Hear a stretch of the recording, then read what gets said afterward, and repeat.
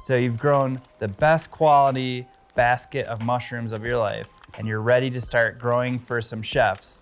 Before you walk through that front door, these are some things that you want to consider. How to grow for chefs.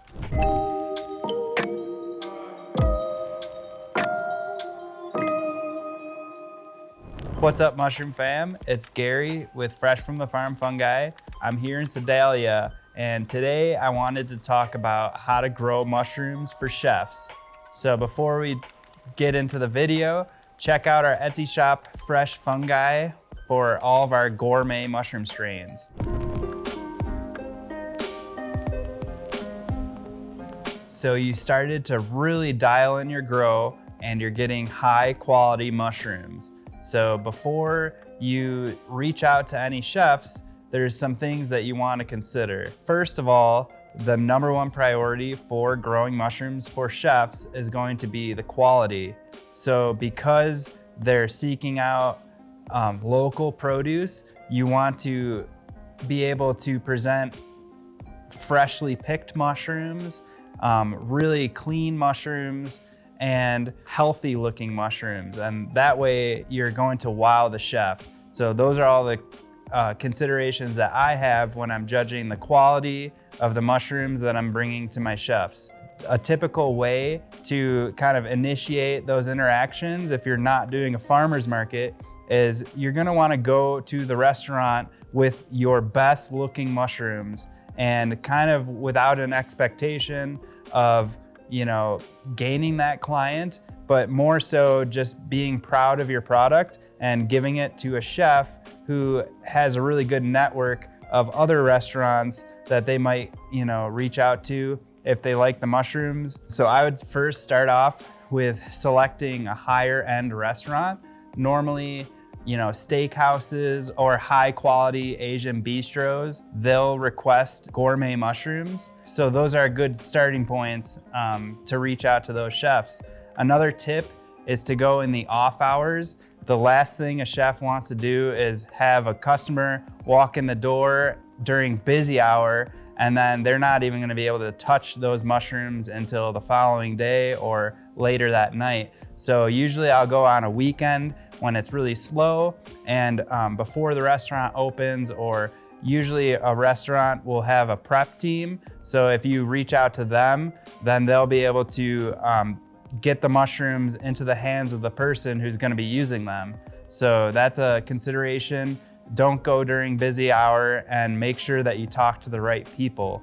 Once you start getting your high quality mushrooms, you're going to want to have a substantial volume because you will be supplying a restaurant and it feeds a lot of people, hopefully. I set the bar at about 100 pounds a week. Most restaurants will, request about 30 to 40 pounds of mushrooms a week if they're pretty high volume. So that way you'll have extra mushrooms in case of a mishap on your farm, or you'll be able to have multiple clients so you're not just growing for one business. So in order to sustain that client, you're going to want to grow at least 100 pounds a week. The next consideration is how do you price these mushrooms? The main priority is going to be the quality. So as long as you're delivering really high quality mushrooms, you can price them accordingly. So look at, other farms in the area and kind of price your mushrooms accordingly. You might be able to charge a little bit more if you're more local than, let's say, the big box mushroom farm that is out in the country. For example, I sell my mushrooms for about $24 a pound at the farmer's market, where if I'm selling to a chef, I'll give them a 10 or 20% discount just because they're gonna be buying in more volume.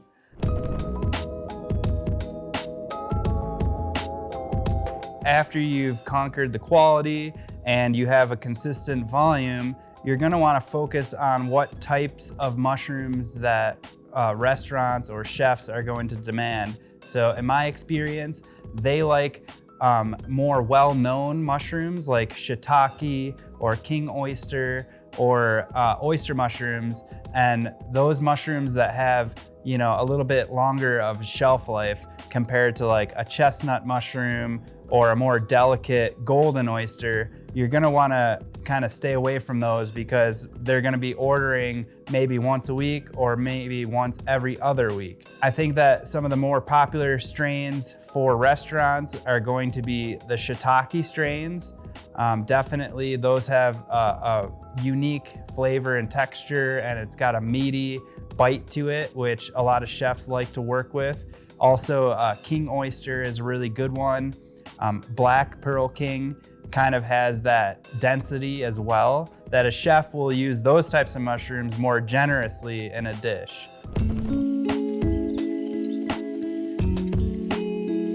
Usually I'll do my chef orders in 2 to 6 pound increments. That way they can order a few different varieties from you, but you want to really have it packaged nicely because restaurants have limited space in their walk-in. So you can find boxes like on Uline, or oftentimes people will call them tomato flats, but essentially you want a really rigid box that will be able to hold a larger volume of mushrooms, but without being stacked on top of each other. So avoid deeper boxes and go for the more shallow boxes. And eventually you'll figure out the chef's preferences, but I would say that 2 to 6 pound orders is a good place to start. And then that way you can establish how much mushrooms they'll go through a week and work backwards from there.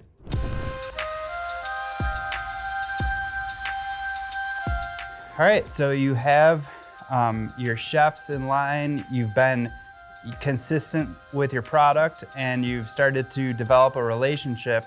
So I would say some of the more difficult parts about chefs is that they might have to change their menu on a whim. This can be kind of frustrating from a farmer's point of view, but I think that having this understanding up front, working with chefs and being really open with communication is gonna help prolong that relationship for the long term.